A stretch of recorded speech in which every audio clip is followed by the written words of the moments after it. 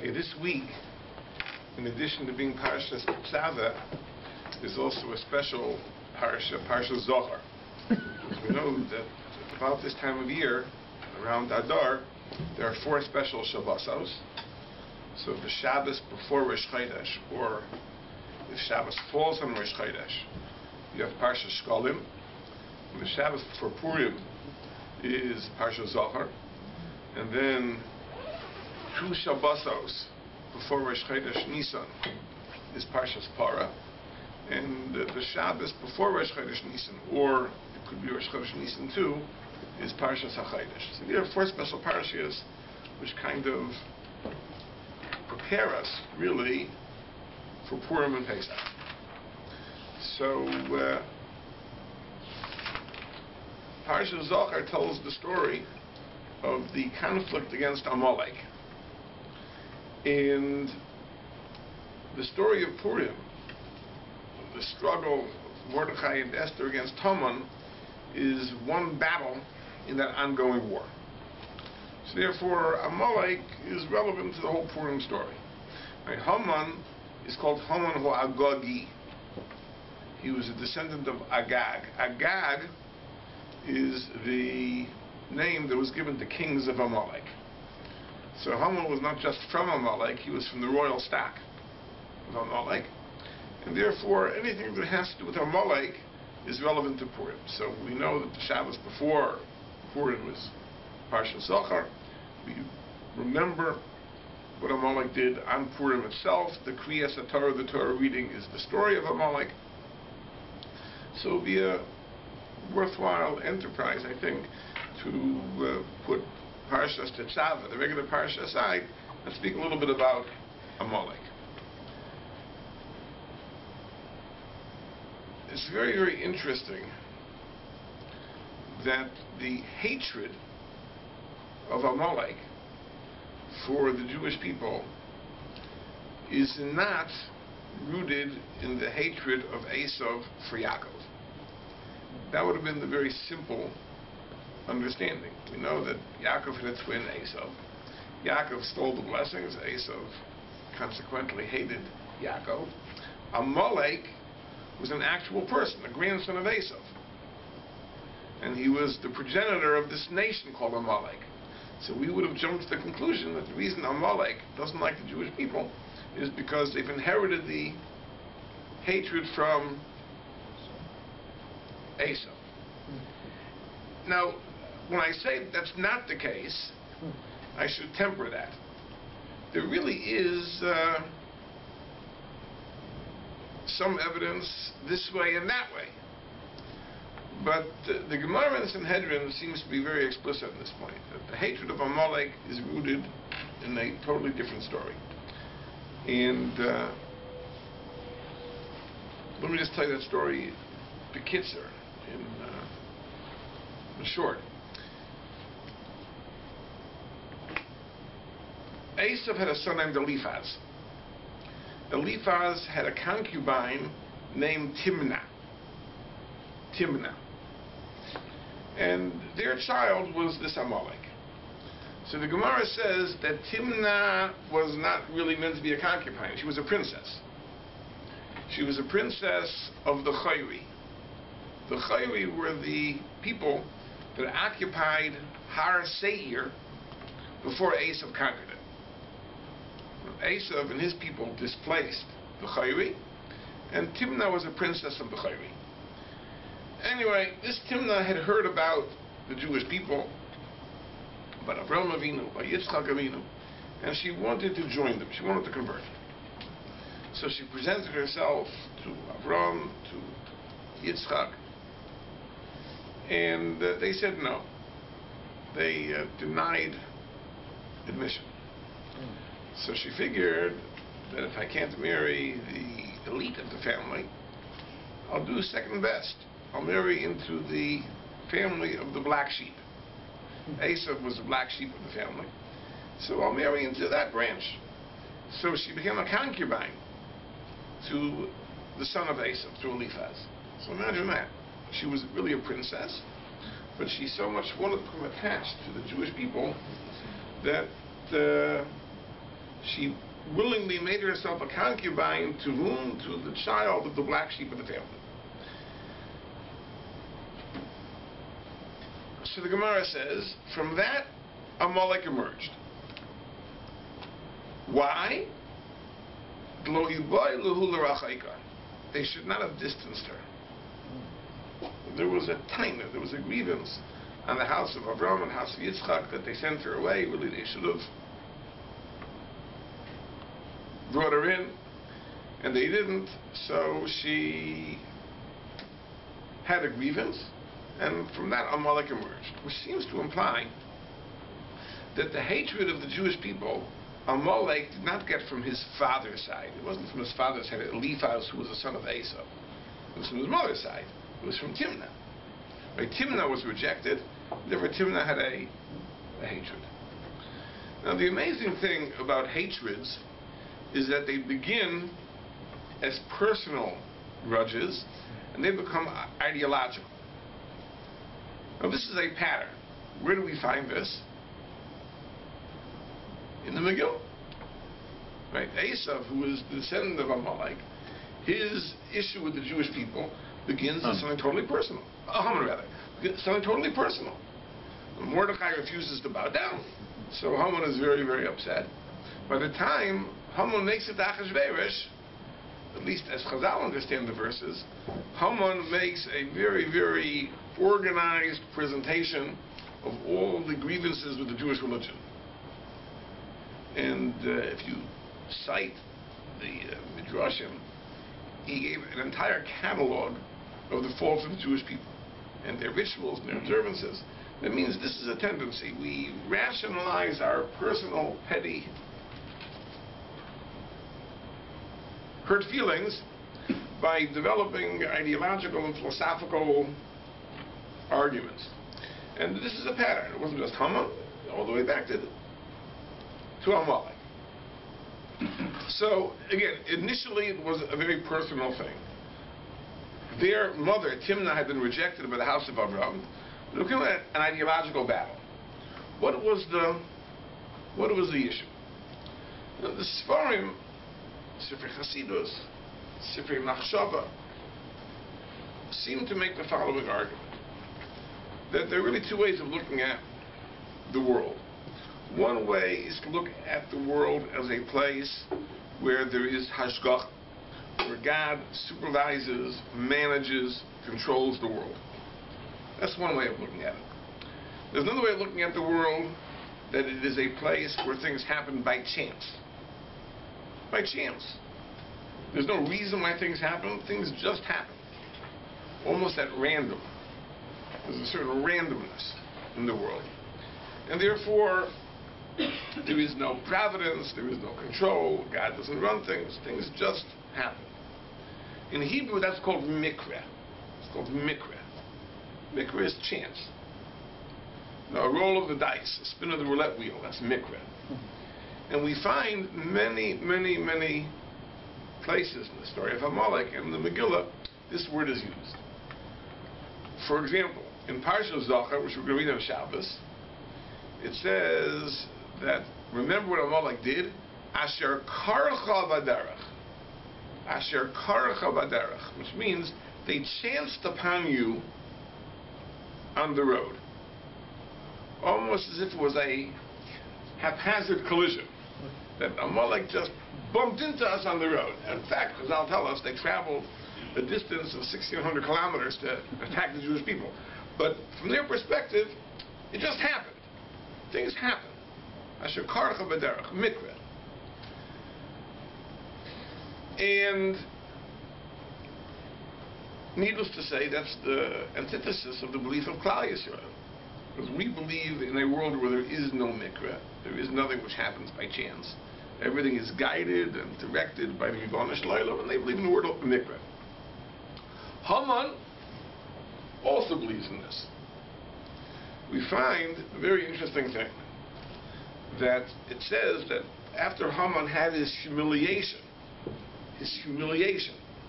remember, I'm sure you're familiar with the story, but at one point in the story, Haman is given the job to parade Mordechai through the streets of the city, and herald before him that so shall be done to the person the king wishes to honor. So Mordechai is raised to the pinnacle of honor, and Haman is humiliated. And it says that Haman comes home, and he tells his wife and his friends, Eis kol asher karo, everything that happened to him. Again, this word mikra. Everything that happened.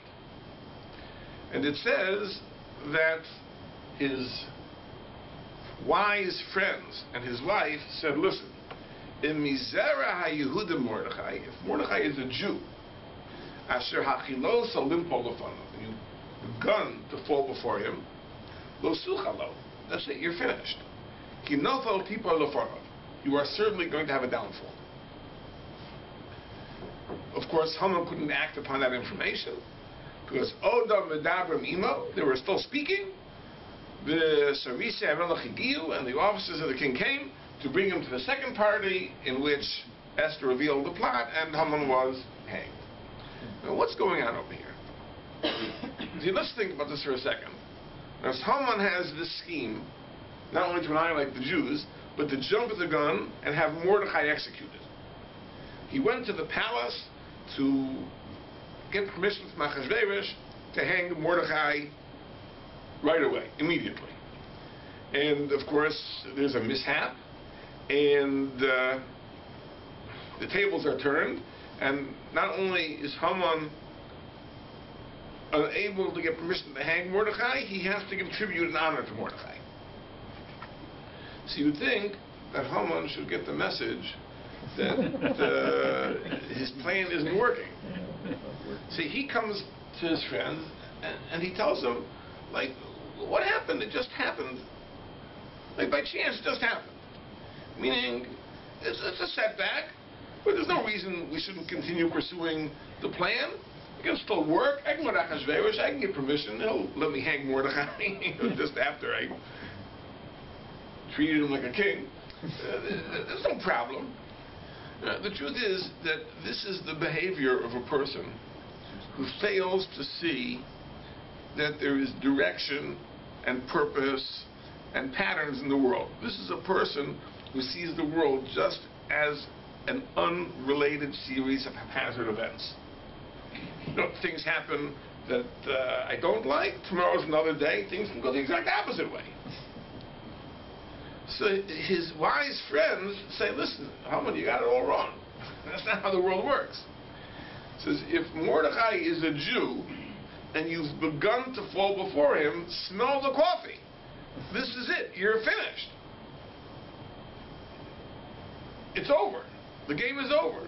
And of course, Haman, at that point, is too rushed to even contemplate their message. And we know what happens. But from Haman's perspective, it's Eis kol asher karohu. It just happened.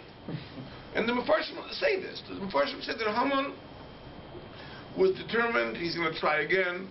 He's going to go to Achashverosh. He's going to get permission. It's all going to work out in the end, just as he planned. Right? He doesn't see that events are turning and working against him. Because there is no pattern. There is no control. Everything is just a pattern. Things just happen. So today it happened this way. Tomorrow it'll happen differently. The friends are a little smart. That's very interesting. There's another place in the Megillah where it uses the same expression, that someone told someone else, Eis kol asher karo. Where is this? A few paragraph earlier, when Haman first makes the decree, and Mordechai wants to send a message to Esther, so they deal with a middleman, Hasach, and it says, Vayagid la Mordechai Eis kol asher karo. That Mordechai told Hasach everything that happened to him. The exact same expression. And by the way, as an aside, the Megillah is fabulous in this way. As you see, often the same expressions are used in different contexts. And it's very interesting to analyze why the same wording is used. But the same wording that's used when Haman spoke to his friends and told them, Eis kol asher karo, everything that happened to him, it says Mordechai told Esther, or through Hasach, Eis kol asher karo, everything that happened to him. So it sounds strange. Because if our conjecture is correct, this attitude is a very Amalek attitude, to see things as mikra. Why does Mordechai speak the same way? So comes the Gemara, and the Gemara says, no. So that's not what it means over here. When it says over here that Mordechai told Hasach, Es kol asher karohu, it means that he had an encounter with Ben Bino Shel Karohu. He had an encounter with the descendant of those people who believe in Mikra, like it says by Amalek, Asher Karcha Baderech. Which is an odd interpretation. Why did Chazal engage in this stretch? Because they're bothered exactly with this question. Haman, who sees the world as Mikra, as haphazard, so he'll tell his friends, this is what happened. It just happened. Mordechai shouldn't look at the world that way. That's what the Gemara says. No, it means Mordechai told Hasach that he had an encounter with a person who looks at the world as mikra. That's what it means. Es kol asher karo. I had an encounter with Haman, who is Ben Bino Shel Karo. He's the descendant of those people who look at the world as mikra. Right? How did Chazal know that's the meaning of the verse? Because otherwise it makes no sense. Mordechai wouldn't speak that way. Right? Mordechai certainly would have seen the patterns. So what does it mean? Mordechai told Hasach Es kol asher karo. It means I had an encounter with a person who buys into that philosophy. So it's two different approaches to life. There's Mordechai, who sees things as guided and as directed, and we have Amalek, who sees things as haphazard. And I'll tell you two very interesting corollaries of this, things that follow from this, and think about it deeply. We know that there's a big thing about remembrance. Zachor es asher asa l'cha Amalek. Remember what Amalek did.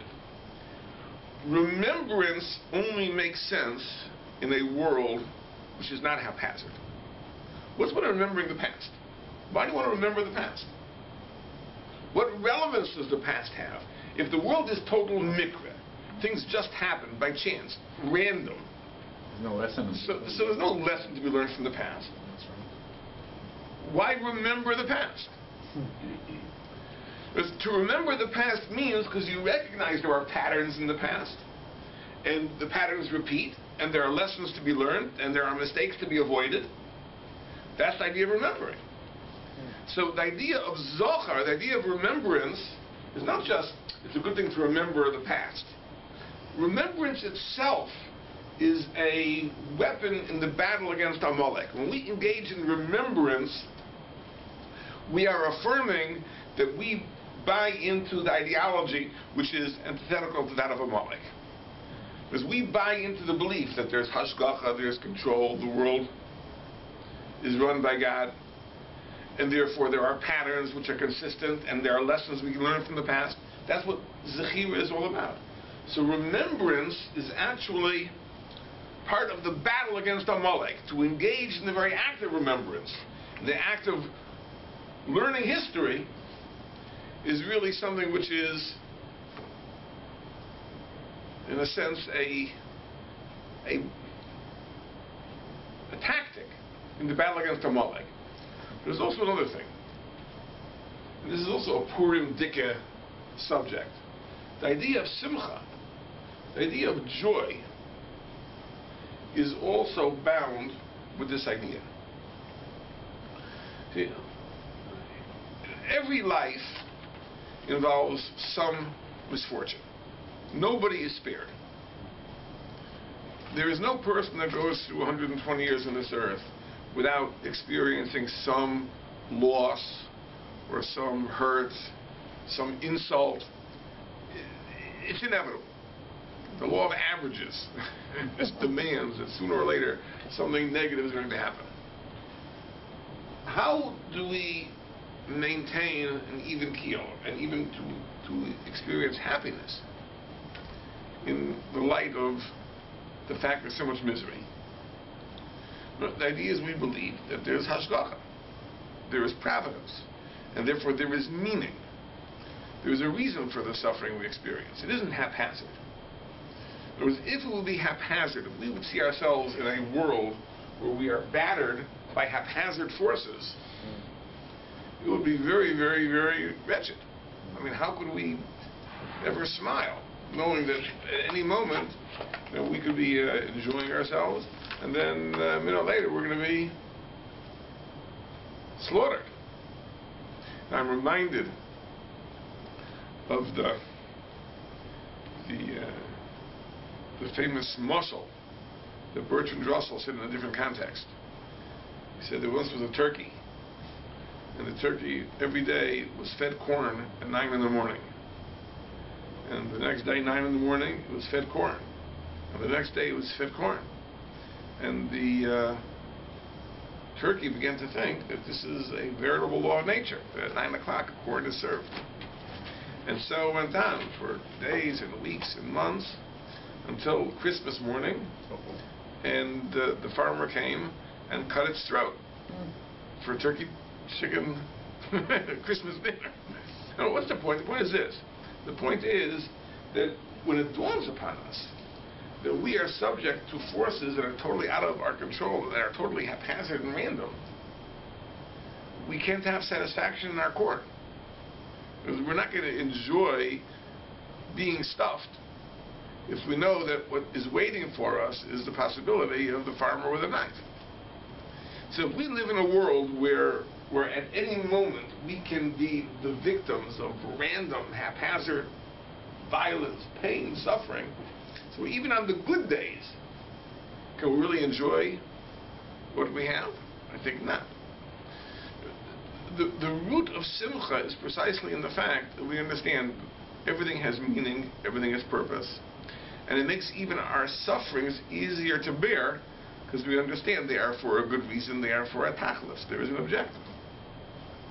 So the very idea of simcha is something that a person of Amalek cannot experience, and it is the lot of the Jew precisely to the extent that he is antithetical to Amalek. Someone told me a very interesting thing. There's one pasuk in the Megillah which tells us, only one place in the Megillah we are told that Haman was happy. It says that on the day that he was invited to the first party with Esther, it says, Vayetze Haman b'yom hahu, that Haman left that day, Sameach v'tov lev. That day he was happy. Now, someone told me, I never saw it inside, that one of the Mefarshim says this was the only time in his life he ever was happy. That seems to be what the pasuk is saying, that day he was happy, as if to say he never was happy. So how did it come to pass he was happy on that day? So one of the Mefarshim says that this was a special divine gift of happiness to lull him into a false sense of confidence to prepare him for the slaughter. Yeah, it's a very interesting comment. But you think about that for a moment. It was just corn. Yeah, you think about it for a moment, it seems that this is very odd. I mean, is that possible? Like, this is a person who in his life never experienced happiness. And the one time that we know he was happy, we have to have an explanation that this was like a special divine intervention, that God somehow put joy into his heart. Why? To prepare him for the slaughter. Which means that temperamentally, Haman was not suited for happiness. Because why not? It's almost, if you think about it for a second, that as soon as he experienced happiness, he should have been suspicious. He should have, wait a minute. Something is going wrong over here, because I'm happy. I'm never happy. All of a sudden I'm happy. It must be that they're preparing me for my downfall. But in any case, so why is that? Why is someone never happy? So that's exactly the point. A person who sees the world the way he sees the world cannot be happy. It's not shayach to be happy. It says if you find that he's happy one day, something unusual took place.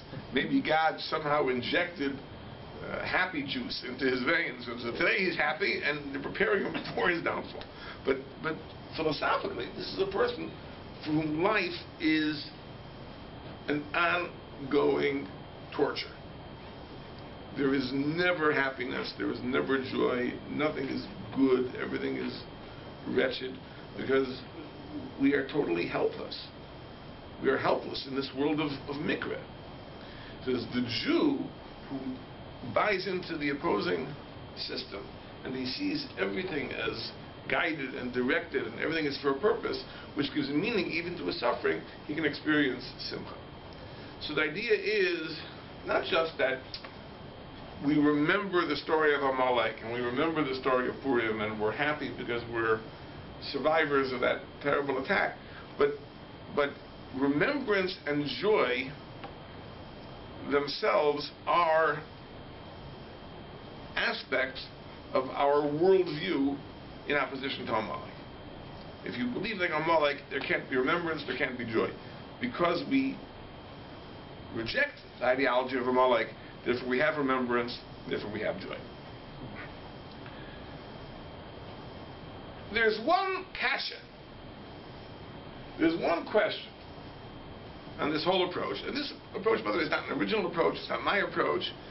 You know, if I had a nickel for every sefer that follows this approach, I'd be a very, very wealthy man. I'd have enough money for Shalchamanos and Purim. You know, sefer after sefer after sefer takes this approach. But there's one kasha, there's one question on this approach, very serious question. Haman does something which, at first glance, would seem to be totally out of character. If this really is his way of thinking, there is one thing which he does, and maybe you might write it off as being inconsistent, but we'll see that it seems to be a very central thing to the Purim story. When Haman decides that he's going to annihilate the Jews, he decides to cast a lot, a goro, a pour, to determine what the auspicious day will be for the destruction of the Jewish people. So it says that he peel pour, he cast a pour. The Persian word for lat is pour. Hu ha-goyro, that is the lat. The Megillah translates the term for the Hebrew-speaking audience. And it fell out on the 13th of Adar. Agav, by the way, I'll mention that the Gemara says that when it fell out in the month of Adar, he was overjoyed. Because he knows that the month of Adar is a bad month for the Jewish people. This is the month that Moshe Rabbeinu died. Of course, says the Gemara, he didn't realize this is also the month that Moshe Rabbeinu was born, which makes it a good month. But he didn't know that, and therefore he knew that Moshe Rabbeinu died, and therefore he said, oh, this is a month where the mazel of the Jewish people is very, very... What is the idea of a goro? What is the idea of a lot? But the Pasuk in Mishlei says as follows. It says, B'cheik yutal goro. A person casts lots on his lap, Umei Hashem kol mishpato. But the judgment of the lottery comes from the Ribono Shel Olam. That means a lot is not simply a method of random selection. You know, for random selection, you can just stick your hand and pick. You know, these lots were techniques by which we ascertain the divine will. That's the idea of a goro. And we know that in Jewish life there were opportunities where the goro was used. We know that the division of Eretz Yisrael, the apportionment of land, was performed by goro.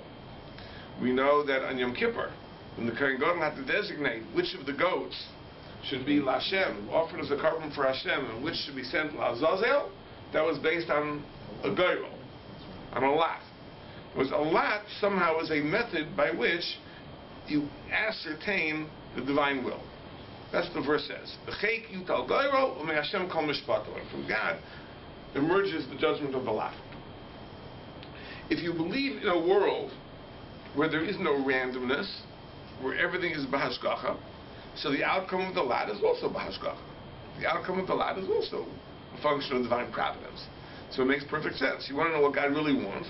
Cast a lot. Because obviously, it has to be in certain well-defined circumstances. Because otherwise, how do you know that God will communicate through the lot? Maybe the lot will just be something random. But certainly in the cases where God himself says to use a lot, such as the division of Eretz Yisrael and the determination of which animal for Yom Kippur, so God said, do it by lottery. That means God is going to respond and make the correct selection for you. But if Haman believes in the world of total randomness, total mikvah, total chance, what is he doing casting a lot? So one might say, okay, everyone is inconsistent from time to time. People do things that are out of character. But the fact is that this lat is very, very important because the whole holiday is called Purim al Shem HaPur, which is very strange. Why should the holiday be called Purim? So the simple meaning of the verse is that there was a genuine danger here. Because the lat actually did fall out on a day that was auspicious for the destruction of the Jewish people, if not for the fact that they did tshuva and repented, and therefore they were spared. But the lat, if it really would have been followed, and the Jews had not repented, it would have brought about the Jews' downfall. So this lat is very, very powerful. Okay, a lat can be powerful. We understand it has a place in our tradition, but not for a Haman. Not for a Haman who believes in mikra. So I think that the correct interpretation is not so much that Haman believes in randomness. That's not what he believes. You know, mikra, when we say something is random, we can use the word random in two different ways. One sense of being random is that it's not subject to the laws of cause and effect at all. It just happens. And it's inexplicable why it happens. Now, I'll tell you, I'm always suspicious of rabbis who talk about quantum physics. Now, I always say that if you hear a rabbi talking about quantum physics, you know he's trying to pull the wool over your eyes. But this much I know about quantum physics, about radioactivity, that if you have certain elements, such as radium or uranium, radioactive elements, they decay. The nuclei break down into smaller nuclei, and resulting in atoms of new elements. Radioactive materials have a half-life, meaning over a certain number of years or months or whatever, half the atoms will decay and half won't. And then over the next similar period, half of the remaining atoms will decay. And over the next similar period, half the remaining atoms will decay. So it has a half-life. What determines whether this particular atom will break down or whether that particular atom will break down?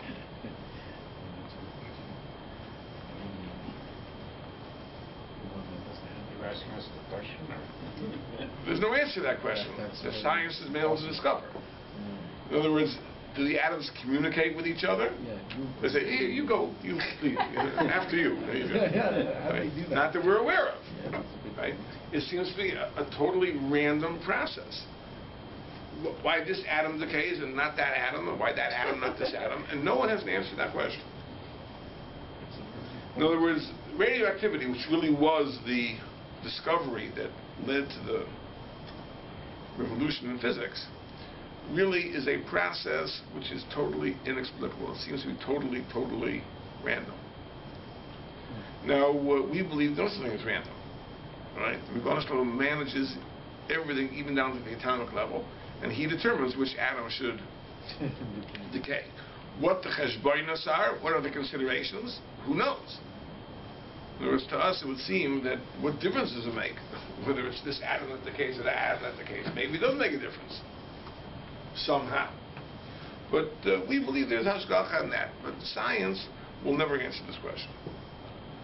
The only way it's able to deal with the question is by introducing the possibility that there is some indeterminacy in the world, which of course is the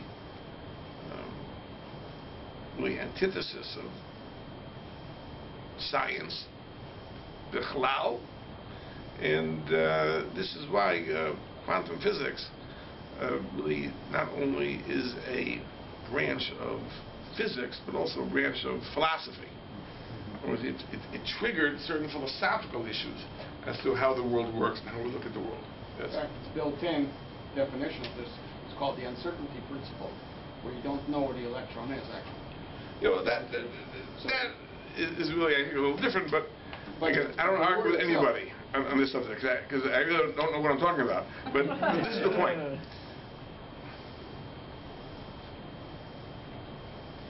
But if you believe in randomness, so again, back to Haman, what is the purpose of casting a lot? See, I think the idea of mikra doesn't mean necessarily randomness. But it could be that it is a process which follows a consistent pattern, but which has nothing to do with the considerations that a rational God would have. In other words, if a rational God is running the world, and he's controlling everything, what types of cheshbonos, what types of calculations should enter into his way of running the world? Issues of merit, issues of sin, and so on and so forth. We would think these should be the major considerations. God is rational, and God is ethical, so we would think if he's running the world, these things should happen.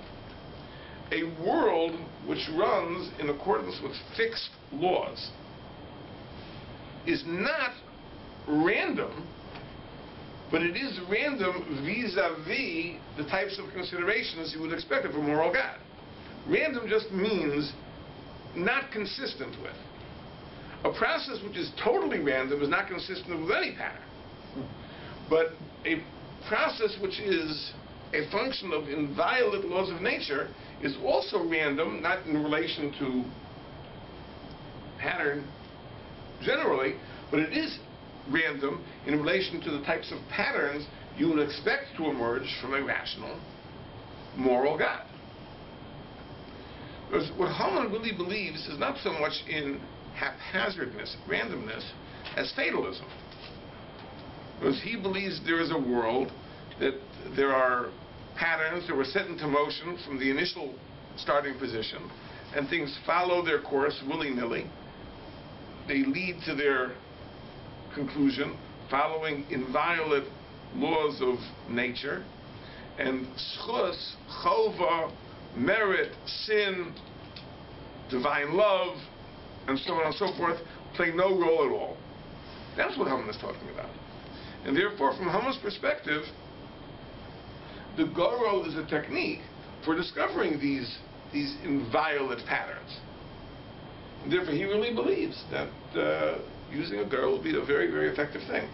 So the point I'm making is that the randomness of Haman is not a type of randomness which no one today would buy into, except for a quantum physicist, right? It's a idea of mikra that I believe most enlightened people do buy into today. It's the idea that the world is haphazard only in relation to what we would expect if God was running the world, given his wisdom and morality and ethics. But the world is ordered, very, very well patterned.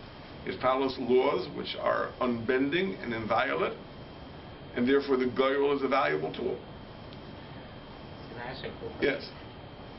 We believe in muzzle, and that's why we say muzzle talk, but that's a random thing, isn't it? No, we don't believe in mazel. I mean, it in that seems like sense. one of the Mazel means like this. Mazel, the word mazel comes from the word to flow. Something which is nozeal, is a liquid. It flows. That means there is a divine flow that comes from above, right, which establishes the benchmark, so to speak. In other words, barring unusual merit or an unusual sin, what would you have in the world? What would be your fate?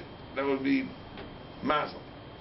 But Chazal say in mazel Yisrael, that in reality we aren't governed by mazel at all. In other words, through prayer, through mitzvahs, our mazel can be bettered. Through averos, our mazel can be worsened. Right?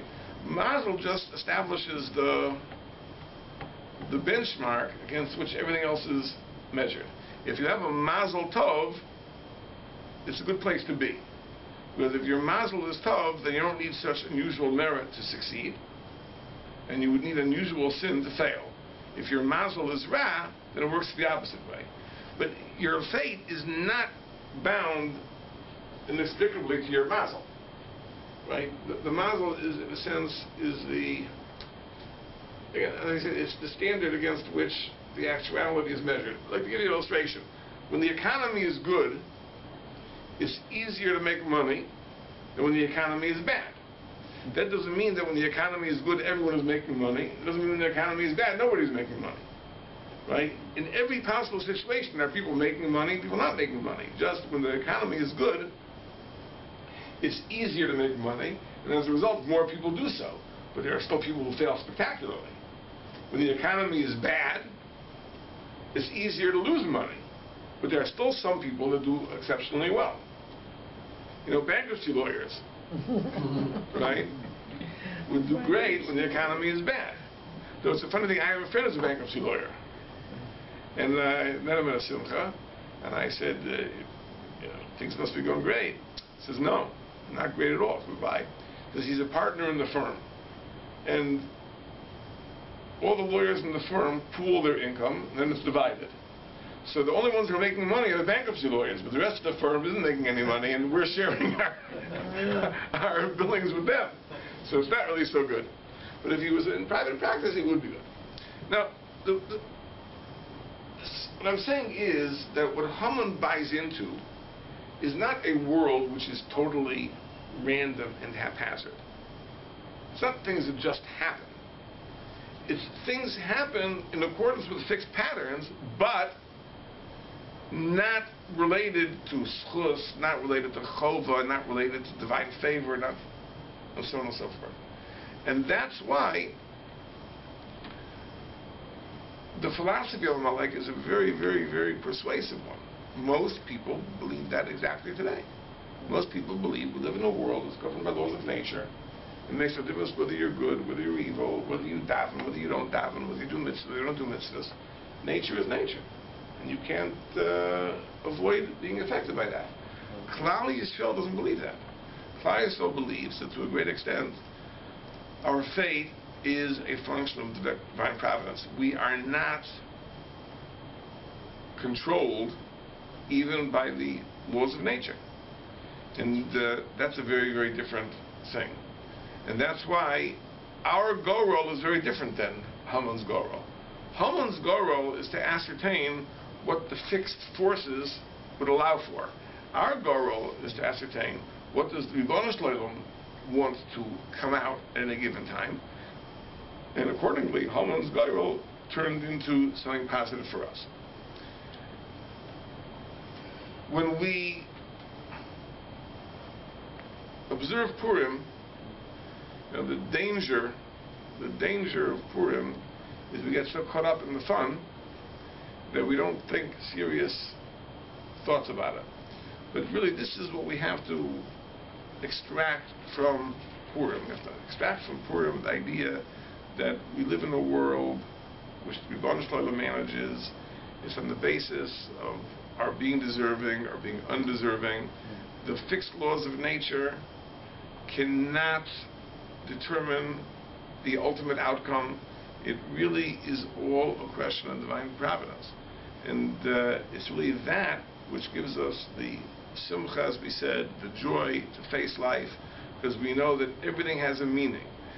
Things don't simply happen because we were in the right place at the wrong time, or vice versa. There's a amazing observation Rav Dessler brings. You know, we read the Megillah, we all have the intuition that the Megillah, despite the fact that there's no mention of God's name, is an account of God micromanaging the course of history for the salvation of the Jewish people. I mean, that's something that everyone gets this sense. You know, the story is too outlandish. The coincidences are too forced. It can't just have happened this way. It has to be that somehow God is pulling the strings. And that's the lesson we're meant to learn. It says in Sefer Hasidus that we're not meant to learn this lesson only with regards to that particular episode. Because we have to learn this lesson regarding our own lives. The Berditchever says, Lucius Levi, says, the Mishnah says, if you read the Megillah backwards, you're not Yotze the Mitzvah. You're not Yotze the Mitzvah. So he takes it to mean this way. The simple meaning is, if you read it out of order, let's say you come to shul late, and you hear the last half, and you figure, okay, I'll listen to the last half, and then I'll read the first half later. It's not good. You'll read the end before the beginning. You have to read the whole Megillah from beginning to end. But he says it this way. If you read the Megillah backwards, as if it's only relevant to the past, it's only relevant to the past. There's no relevance to the future. Lo yatsa. You haven't fulfilled the mitzvah. You've missed the whole point. Now, I once heard from Rabbi Wolfson, it was like it's an amazing insight. I think I said it before. That the Gemara says that the Megillah is sometimes called, in the Megillah itself, it's called a Sefer, and sometimes it's called an Igeris. It's called a letter. It's called a book, and it's called a letter. Now, the Gemara applies this to certain halachic requirements. But he said it this way. What is there in a book and a letter? What is in a book and a letter? As a book is something which is published for a broad audience. No one publishes a book for a single reader. Because you publish a book for a broad audience. Some books are of greater appeal to the masses, but a book is something you write for a broad audience. A letter is something very, very personal. You know, I have a son who's in Yeshiva in Eretz Israel. If he would send me a letter, of course no one sends letters nowadays, because you just call. But if he would send me a letter, and he would tell me, oh, I went for Shabbos to Menachem and Henya and Beit Chelkia, and the kids were so cute, and the children were so good, and Bubby is doing much better, and so on and so forth, I would see this letter, I'd be warmed to the bottom of my heart. It's so good to hear how the family is doing and how my son is doing, and everything is very nice. But if that letter would fall into your hands, and you would read this letter, it would have no significance, no importance to you at all. You would say, who are these people? Who cares where they went for Shabbos, who they saw, what they did? It's not for you. It wasn't meant for you. And a letter is something which is very personal. It's addressed to the recipient. It's very, very relevant, very important to him, not of any interest to outsiders. So the Megillah is a sefer. Now, there are certain broad themes that emerge from the Megillah, certain important lessons, which are meant for all the Jewish people. So it's called a sefer. It's also an igeris. It's also a letter. There's a message in there for every single person. A private, personal message for you, something that you're meant to take out of it, which is meant for you, nobody else. Now that's what Mordechai and Esther were able to do, because the Gemara says they wrote a Baruch HaKodesh. They were divinely inspired, and therefore they were able to put messages in it that are very specific to you. That's an amazing, amazing, amazing thing. And that's what we have to do for it. We have to look for those messages that are relevant to us. You know, there's a very beautiful letter. I think it's worth reading. If you can get a hold of it.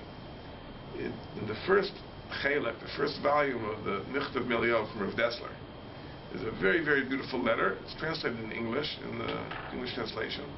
There was a person that questioned him shortly after the Holocaust about how is it possible that the rabbis in Europe, they didn't advise their followers to leave Europe before the Holocaust, and so on and so forth. This is a criticism that many have. You know, I think to a certain extent we would have to say that this information was withheld from the rabbis in the years before the Holocaust. There was an unusual concealment, unusual hiding of it, precisely that they shouldn't be able to give the advice that would have saved so many more people. There's a story, I'll just tell you as an aside, it's an amazing story. When the Chazon Ish was nifter in the 1950s, so his nephew was one of the people that eulogized him. And he said that the Chazon Ish said after the Chazon Ish was already in Eretz Israel. The Chazon Ish came to Eretz Israel in the 30s, the early 30s. And the Chazon Ish said after the war that what was happening in Europe in the years before the Holocaust was concealed from him. He was speaking about himself. It was concealed from him that he shouldn't daven.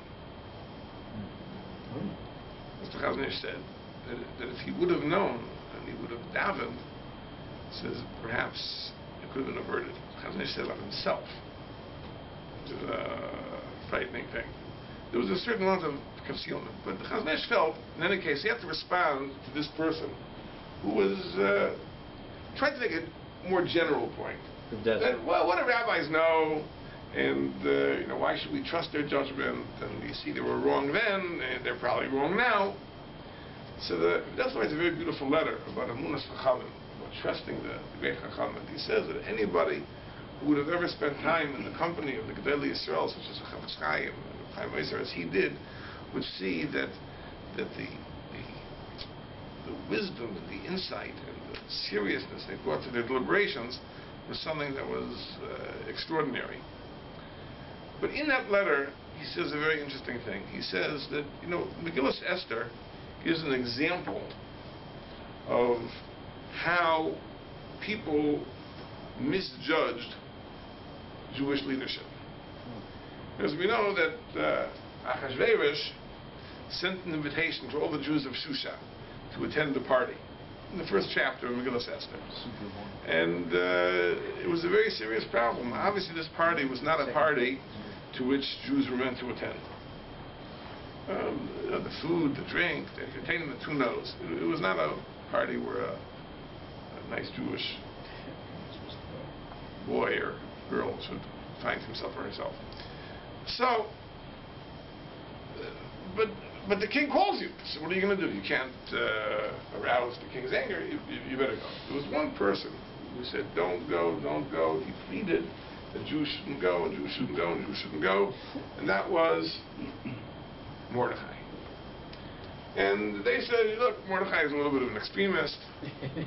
So he's taking things too far. We know better. Let him, if we have a question on a spoon, right, we'll ask Mordechai. If we have a question of government relations, we'll decide. And they went to the party.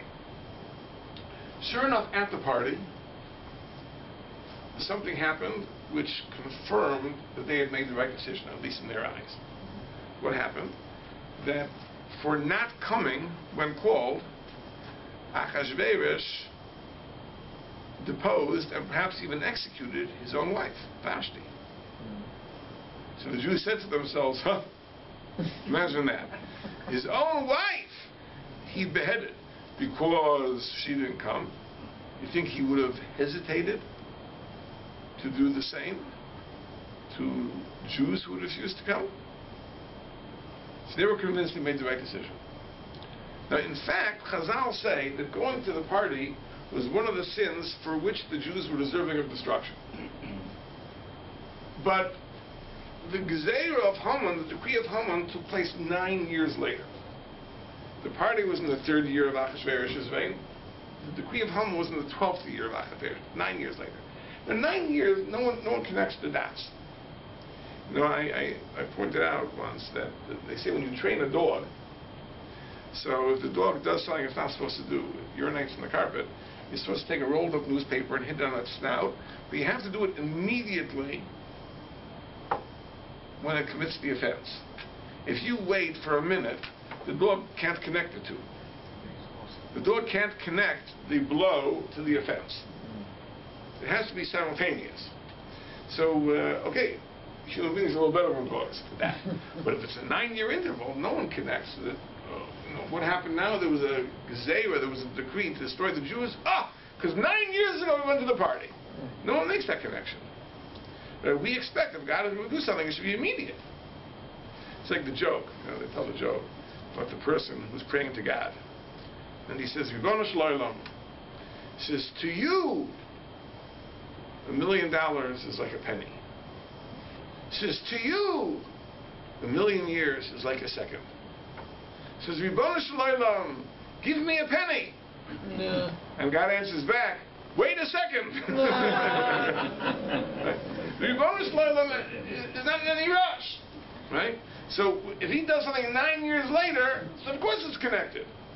Anyone can see the connection. they did a sin, and 9 years later there's a punishment. Of course, who can miss the connection? Human beings can miss the connection. 9 years is a long time. Okay. Now there's another problem. Right, Haman becomes Prime Minister of Achashverosh, and Achashverosh, to honor Haman, makes a rule that everyone has to bow down to Haman. Mordechai lo yichav lo yishtachav. Mordechai won't bow down. This arouses the anger of Haman, and Haman legislates his decree to annihilate the Jews. So the Jews again say, oh, you see, again, Mordechai. Right? Batted up the first time. Now he's really gotten us into a mess. So they're convinced at this time that Mordechai is not just a crackpot, he's a dangerous crackpot. He's a threat. Why they didn't kill him is a mystery to me. It's a mystery. I mean, I think that in other times, the Jews would have just said, listen, he's endangering the entire Jewish community by this irrational way of dealing with Haman. We just have to take him out. He's really a threat to the community. To me, it's one of the biggest mysteries of the Megillah. You just should have taken him somewhere and dealt with him. Perhaps like the other side. It's a pellet. But in any case, the Mepharshim tell us that really Mordechai not bowing was one of the great schuyas, one of the great merits for which the Jewish people were saved. The Alshich says, because one of the other sins of the Jewish people for which they were deserving of destruction is because they bowed down to the statue in time of Nebuchadnezzar. So there's a cloud that the Redeemer has to be himself clean from the sin of the generation. He can't be tainted by the sin of the generation. So the sin of the generation is because they bowed. The Redeemer has to be a person who doesn't bow. So this really was a merit that was integral to Mordechai's playing role as a Redeemer. So it was exactly the opposite. So how did God make this point? How did God vindicate Mordechai? He set up the whole story, not just that the Jews should be spared, but that first Mordechai should be given honor that was over the top, like a king. And everyone saw that. And people said, oh, Mordechai is right, we were wrong, we'll follow him, and etc. The rest of the story everyone knows.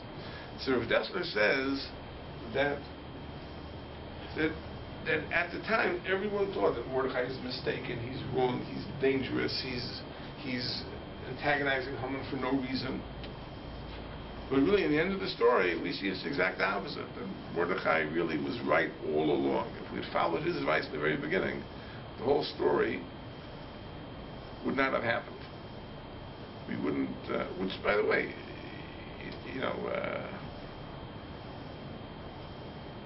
I guess if there was no Purim, we'd have to make up another one. So we have to wait until there's a Purim.